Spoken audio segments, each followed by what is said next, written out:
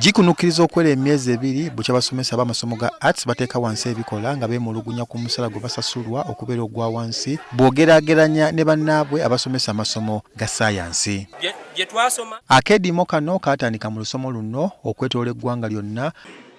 Kyokka ku lwokutaano lwa wiiki eno ebibuuzo ebisooka ebya siniya ey'okuna lwe bitandika wabula abasomesa bano tebalina kikyuse mu kusalawo kwabwe. Bamemba baffe tebajja kulabikayo kubanga bali mu keediimo. Ate nkugambye toyinza kubeera waka ebigezo nga bikolerwa mu ssomero ate n'ogenda mu ssomero. Ekitongole ekivunaanyizibwa ku bigezo ki UNEB kyavuna ekisaba abasomesa beekwe mitima bagende bakuuma ebigezo waakiri. Twagala basaba batwegatteko tusobole okukuuma ebigezo by'abaana bano. Ennaku tezibeera nnyingi nnyo, ziba ennaku nga 2 ku PLE, ennaku kumpi nga oba wiiki ng'emu ku UCE ne FCE y'omukaaga weebeera wiiki ng'emu. Twagala basaba nti badde balowooze ku nsonga eno basobole okutwegattako mu kukuuma ebigezo by'eggwanga, tukikolenga mu mwoyo gwa ggwanga ku lw'obulungi bw'abaana baffe, ku lw'obulungi bw'amasomero gaffe n'abaana bonna bye babadde basomesa. Ssente ze tugenda okubawa tezikwatagana na ssente za musala guli gubageza oguli ministry gwebawa. Philbert Baguma ateekerateekera ekibiina ekitaba abasomesa ki UNATU agamba obuzibu buva ku gavumenti eteefuddeyo ku nsonga zaabwe okuviira ddala mu 2018.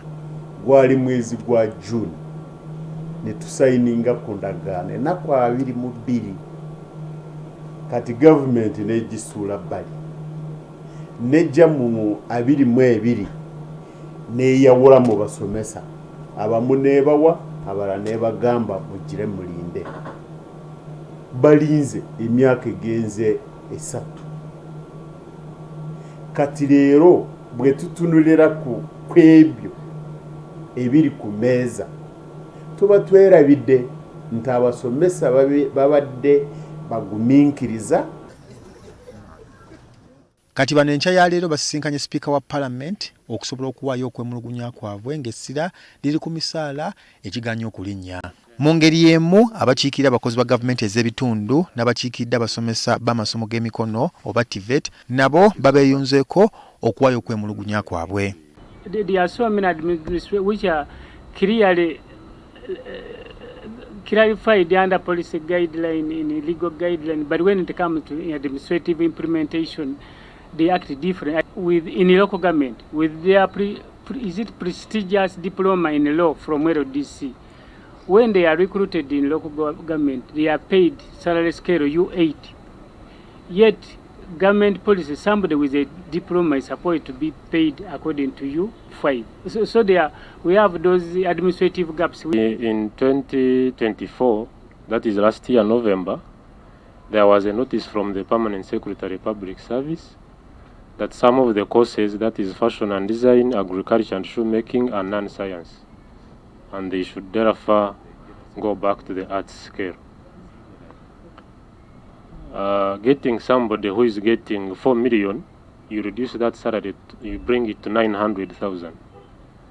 And these are employees who had gotten some loans from financial institutions, which the 900 cannot even fund 40% of the loans. The current situation, you will realize that the lowest paid teacher in a primary school receives a gross pay before you deduct taxes of 499,684.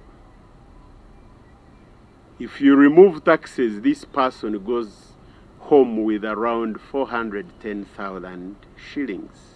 Sipiika wa Parliament mu kubaanukula abasabye nti ensonga y'emisaala egenda kutunulwamu nga bakugiteeka mu mbalirira y'omwaka ogujja. And one thing I can tell you, the President Yoweri Kaguta Museveni, is one person who loves the welfare of everybody out there. So he wouldn't be the one to encourage this kind of strike. And I can assure you, with this commitment, he is going to make sure that these monies are put in the budget. And I want to assure you that we will have this passed in the Parliament. Era wano wasinzidde okubasaba nti basazeemu akeddimo kaabwe baddemu bakole. That you reconsider your decision and first go back and work. We had the same issue with the local government, the LOCs. The LOC's salary has now been increased. Their pay has been increased, not salary. Their pay has been increased from 10,000 to 100,000. Tituyinza okuyimirira wano ngaffe ababadde wano ne tugamba nti akedimo kakomye wano. Tulina okugenda ne tuddayo mu bamemba baffe, mu bakulembeze baffe, ne tubawa feedback ne tusalawo ekyokukola.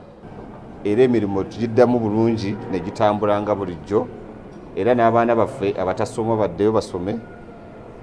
So eyo yonna process twagala kugikola mu bwangu okulaba nti emirimu gyonna gitambula bulungi nga bwe gibadde gitambula bulijjo. Kyokka yo omukulembeze w'eggwanga ng'ayogerako ne bannamawulire Pakwach lyabadde mu kuyiga akalulu, bano yabajjukiza nti si bankizo kukira basomesa ba science. Arts are also important. I'm an arts person myself. They are very important, but the one we need now are these scientists. Raymond Tamale, NTV, Akaongezi.